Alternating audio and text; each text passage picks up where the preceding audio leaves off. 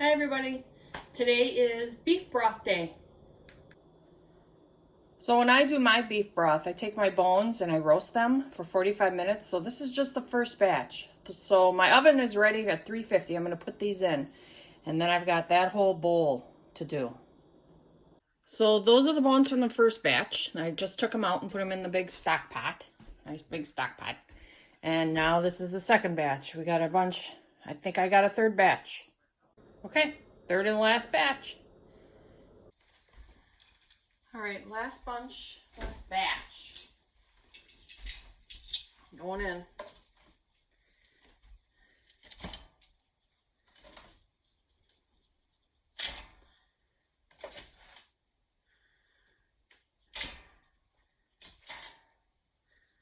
So today, I got enough bones for like triple a recipe.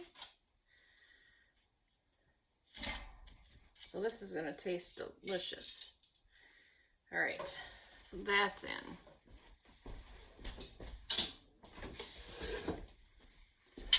Next, I already pre-cut or chopped or whatever, just loosely chopped, big chunks.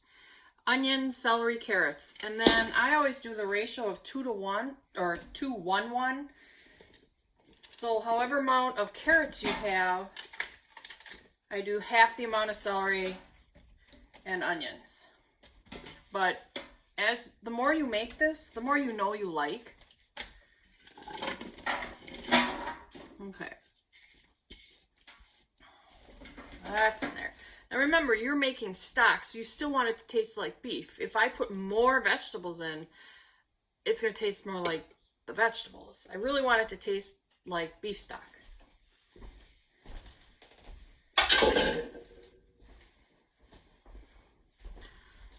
Then black pepper.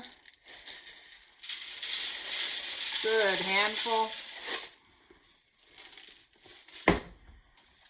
Parsley. I always re-crush my parsley in my hand. So this is dried parsley. I wish I had fresh. I do not have fresh. And since this is a lot, I'm going to put in 2 bay leaves. And I got more bay leaves. Here's 2. Good enough. Then salt.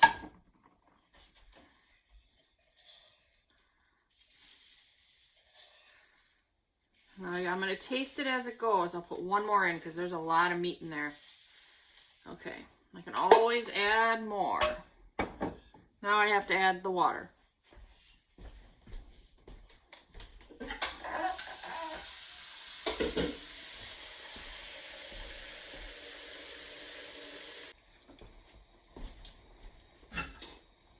Okay, last one.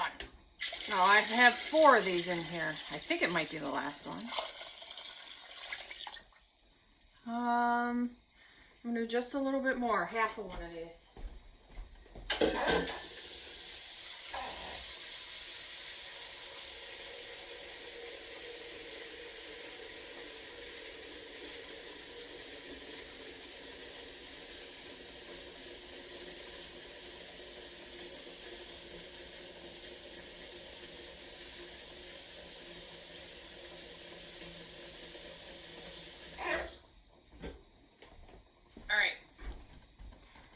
Snowing outside. That stinks. Alright, that looks good. Now here's the trick. I have this a little bit on high just to heat up the water. Not on high, but medium high. As I feel this start to steam, I'm going to turn it just to medium, low. I don't want this to I don't want it to boil. Okay? I'm going to cover it and I'm going to walk away. This should simmer for 6 to 8 hours. It's like an all-day affair. Casually, come and check it, stir it. I'd say more after the 5 hours. Start testing it and tasting it for more spices. Do you want more salt? Anything like that. You can make your adjustments, but just let it cook. I'll come back way at the end and let you see then what it looks like. All right. See you then. All right. I usually get this done in one day, but since I made so much stock, this is day 2 for me. This is like triple the recipe. It's still even warm from all the cooking. What I want to try and do is get the grease off the top. And I see some of it has gotten hard, so I'm going to carefully scoop that up, and then I'm going to take the bones out. And actually I want to reduce this some. And then I'm going to put this in the fridge overnight. I'll show you as I go along. And then try and get the rest of the grease out. The fat, the grease. I really don't want that in my stock. I have in the past and nothing's happened. It's fine. But the less I can get out, the better it is right away. So let me get the grease out first. Since I don't want to disturb it later. Actually, it's not grease. It's my tomatoes. All right, my onions. It's gonna be one of those days. Hopefully it's sunny today.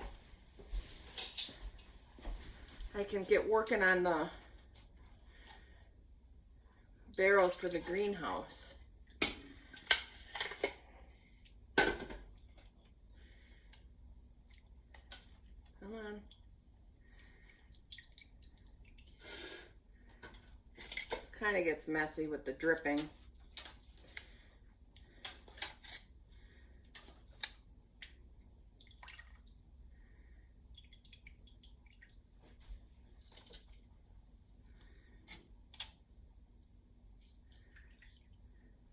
I don't have to get all the vegetables out because when I boil it down, reduce it, those can stay. But if I get them, I get them.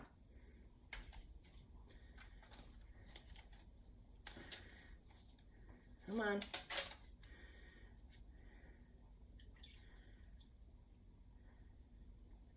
All right, I'm not going to bore you with this. Might take me a little bit. So I was able to get most, if not all, the bones. If there's little ones in there, that's fine.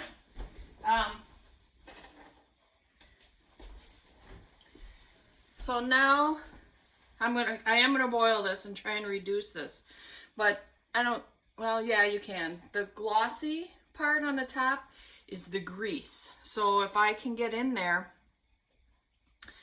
with the ladle and I can just skim, just skim it off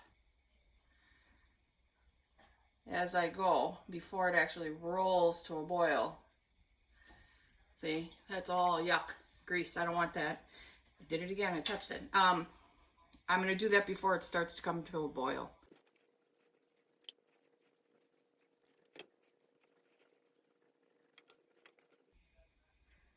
I think I'm getting it. You'll never get it all.